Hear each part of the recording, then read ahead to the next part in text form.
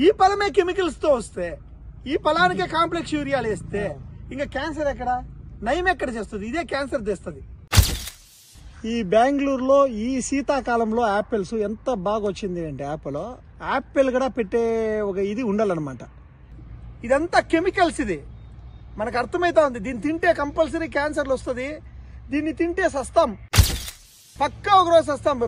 బిన్నే చచ్చిపోయేవాళ్ళు కొన్ని రోజులకి చచ్చిపోతాం కంపల్సరీ. 100 ఏళ్ళు బతకాల్సిన 50 ఏళ్ళకి చచ్చిపోతాం. కానీ ఏమీ చేయలేని పరిస్థితి. ఇప్పుడు ప్రాబ్లం ఏమంటే, ఇప్పుడు ఇమ్మీడియట్ ఈ పండు తింటే చచ్చిపోతాము అంటే ఇది తినము. కానీ ఇంకా 50 ఏళ్ళు కదా, పర్వాలేదులే, ఇంకా 50 ఏళ్ళు బతుకుతాం కదా, సచ్చే రోజు చూసుకున్నాంలే అని. కానీ అర్ధాంతర సావులు ఈ 50 ఏళ్ళు కూడా నరక యాతను అనుభవించి సావాల్సిన పరిస్థితికి వచ్చేసింది. నమస్తే బీవీఎం ప్రేక్షకులందరికీ నా శుభాభివందనాలు. ఇంక పైన మీకు బోరు కొట్టిన డైలీ వీడి ప్రసంగం వినలేకుండా తలకాయ నొప్పి వస్తా ఉంది నేను అనుకున్నా, తప్పకుండా ఇంక పైన వీడియోస్ వస్తానే ఉంటాయి. నువ్వో రాయి నేను శిల్పి అని చెప్పి అద్భుతమైన వాయిస్ తోటి చరణ్ సార్ పాడిండ్రు. బ్రదర్ సాంగ్ చాలా సంతోషంగా, ఎక్కడ పోయినా బ్రదర్ సెంటిమెంట్ సాంగ్ తీసినాము, మాయారా మాయా సాంగ్ తీసినాము, మంచి అద్భుతమైన మ్యూజిక్ ఇచ్చినాం. కానీ కోయిల లాంటి మ్యూజిక్ ఇచ్చినాం. కానీ దాన్ని ఇంకా ఏముంది అంటే, ఎంత బదలావన అయిందో, సమాజానికి ఎంత ఉపయోగపడిందో తెలియదు. కానీ కొన్ని ఫ్యాక్ట్స్ కాకిలాగా అరిసి అరిసి చెప్తానే ఉంటాను, వినాల్సిందే తప్పకుండా. కొన్ని ఫ్యాక్ట్స్ డిస్కస్ చేయకపోతే చాలా ప్రాబ్లమ్స్ అవుతా ఉంది. కాబట్టి కొన్ని విషయాల గురించి చర్చించుకోవాలా, దయచేసి అందరూ అర్థం చేసుకుంటారు అనుకుంటా. ఇది రామఫల క్యాన్సర్కి సంబంధించిన చాలా వరకు రెడ్యూస్ అవుతుంది రామఫల తినల్లా. ఇప్పుడు ఎందుకు ఈ పిల్లల్లో అందరిలోనూ వచ్చేసి ధారాళంగా క్యాన్సర్ 10 మందిలో ఒకరికి వచ్చేసి స్టార్ట్ అవుతా ఉంది. ఎందుకంటే కెమికల్స్. ఇప్పుడు చూడు, సార్ వాళ్ళు వచ్చేసి చాలా పెద్దది ఫార్మింగ్ చేసినారు. 8 ఎకరాస్ 8 ఎకరాస్ లో సార్ వాళ్ళు ఫార్మింగ్ చేసినారు. ఇక్కడే ఎయిర్పోర్ట్ పక్కనే మీరు చూడొచ్చు, ఫ్లైట్ వెళ్తా ఉంది.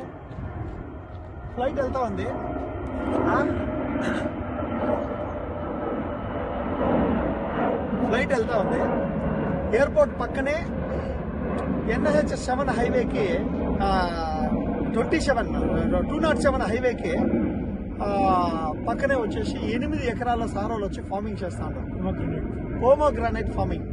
కానీ ఇప్పుడే డిస్కషన్ చేసుకుంటాం సారోళ్ళు మేము, ఇంత 8 ఎకరాల్లో దిగుబడి రావాలంటే ఔషధం యూజ్ చేయకుండా 100% దిగుబడి వచ్చేది కష్టమే. ఫర్టిలైజర్స్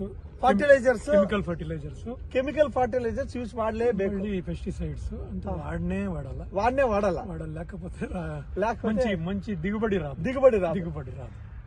ఇప్పుడే బండ్ల మీద కింద కూర్చొని అబ్బా చల్లగుంది, మంచి వాతావరణము, కానీ గాలి మాత్రం వచ్చేస్తున్నా మంచిది కాదు సార్ వాళ్ళు చెప్పారు. ఈ గాలి మాత్రం కెమికల్స్ తో ఉంటుంది, ఏం శిక్షకు అయ్యలేదు, అలాంటి పరిస్థితికి వచ్చింది. కానీ తప్పకుండా ఆ రైతు ఏం చేయలేని పరిస్థితి. ఆయనకి తెలిసి నేను విషాన్ని కొడతా ఉన్నానని తెలుసు. క్రిమికీటకాల నుండి దిగుబడి వచ్చేదానికి ఈ పంటని కరెక్ట్ గా ఇచ్చేసుకోవాలంటే తప్పకుండా ఔషధాలు కొట్టకుండా ఈ దిగుబడి రాదు. ఇదంతా ఔషధాలతో పండుతా ఉండేది, మొత్తం ఔషధమే, chemicals. This is all chemicals. ఇదంతా కెమికల్స్. ఇది మనకు అర్థమైతా ఉంది. దీన్ని తింటే కంపల్సరీ క్యాన్సర్లు వస్తుంది. దీన్ని తింటే సస్తాం, పక్కా ఒక రోజు సస్తాం. బిన్నే చచ్చిపోయేవాళ్ళు కొన్ని రోజులకి చచ్చిపోతాం కంపల్సరీ. 100 ఏళ్ళు బతకాల్సిన 50 ఏళ్ళకి చచ్చిపోతాం. కానీ ఏమీ చేయలేని పరిస్థితి. ఇంకా 50 ఏళ్ళు ఉంది కదా, ఇప్పుడు చచ్చిపోం కదా, ఇప్పుడు ఇమ్మీడియట్ తింటానే ఇప్పుడు చచ్చిపోం కదా. ఇప్పుడు ప్రాబ్లం ఏమంటే, ఇప్పుడు ఇమ్మీడియట్ ఈ పండు తింటే చచ్చిపోతాము అంటే ఇది తినము. కానీ ఇంకా 50 ఏళ్ళు కదా, పర్వాలేదులే, ఇంకా 50 ఏళ్ళు బతుకుతాం కదా, సచ్చే రోజు చూసుకున్నాంలే అని. కానీ అర్ధాంతర సావులు ఈ 50 ఏళ్ళు కూడా నరక యాతన అనుభవించి సావాల్సిన పరిస్థితికి వచ్చేసింది. ఈ కెమికల్స్ ఇంకా విముక్తి ప్రపంచాన్ని రావాలంటే తప్పకుండా గోవులు ఉండాల. ఈ 8 ఎకరాలకి తప్పకుండా కనీసం అంటే వచ్చేసి ఒక 20 గోవులు లేదా 10 గోవులన్నా ఉండాలి. 20 గోవులు ఉండాలి. చేసి ఎరువులను వచ్చేసిందన ఈ ఏమి ఆర్గానిక్ ఎరువులు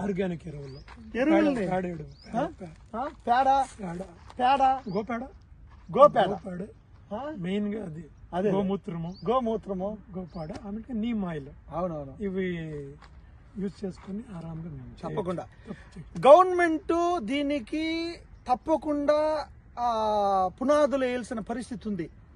యాక్చువల్లీ చెప్పాలంటే ఈ కెమికల్స్ తోటి తొందరగా చెట్టు పెరిగిపోవచ్చేమో, 1 పంట 2 పంటలు 3 పంటలు. దాని తర్వాత ఆటోమేటిక్గా సారవంతము తగ్గిపోయి ఈ భూములకంతా చాలా వరకు ప్రాబ్లమ్స్లోకి వెళ్ళిపోతుంది. పంట కూడా పెద్దగా రాదు. కానీ మనము ఈ ఆర్గానిక్ ఫుడ్ని కొంచెం వరకు కష్టం కావచ్చేమో, మెల్లమెల్లగా దానికి అలవాటు పడిపోయినామంటే పాలకు పాలు వస్తుంది, పేడకి పేడ మనకి యూస్ఫుల్ అవుతుంది. అన్ని విధాల్లోనూ మనకి ఆరోగ్యవంతమైన ఇది కావాలంటే తప్పకుండా ఆవులకి, పంటలకి, మనుషుల ఆరోగ్యాలకి అన్నిటికీ అవినాభావ సంబంధం ఉంది. ఆవులొద్దనుకుంటే కెమికల్స్ రావాలా, ఆవులొద్దనుకుంటే యూరియా కాంప్లెక్స్ వేయాలా, ఇట్లా ఆవు గంజరముతోటి దీనికి ఔషధం కొడతారు ఒక కాలంలో.